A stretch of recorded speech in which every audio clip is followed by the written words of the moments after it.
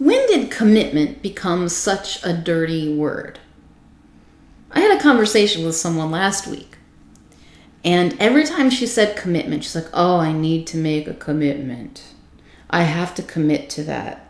I need to, like we use these phrases. I need to put my nose to the grindstone. I just need to soldier on and just do it, right? Oh, commitment.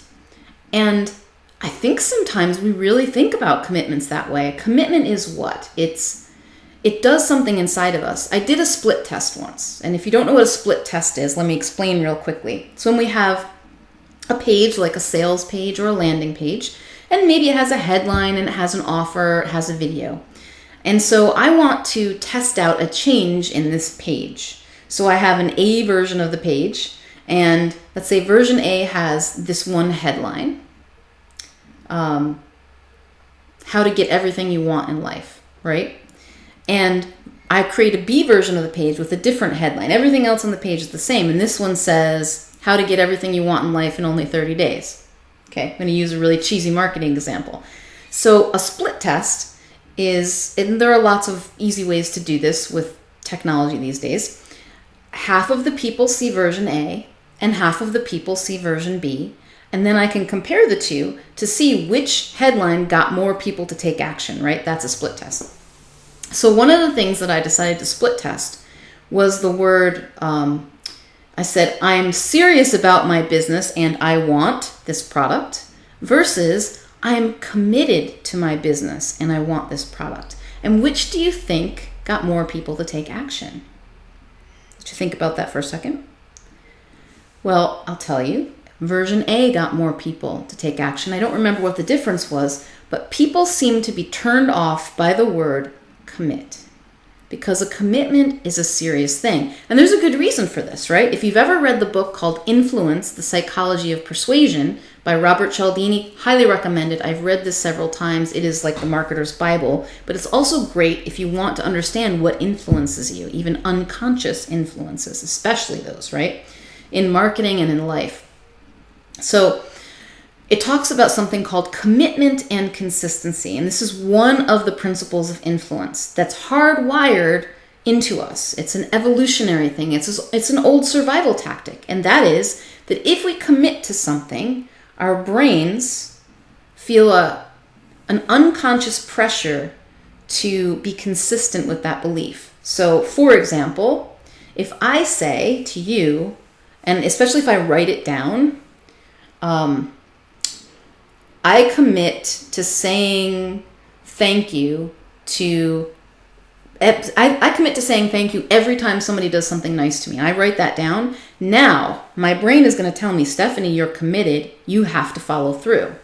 So that's probably a good instance, right? Saying you're welcome every time, or saying thank you to people when they do nice things for us, right? But it also works the other way.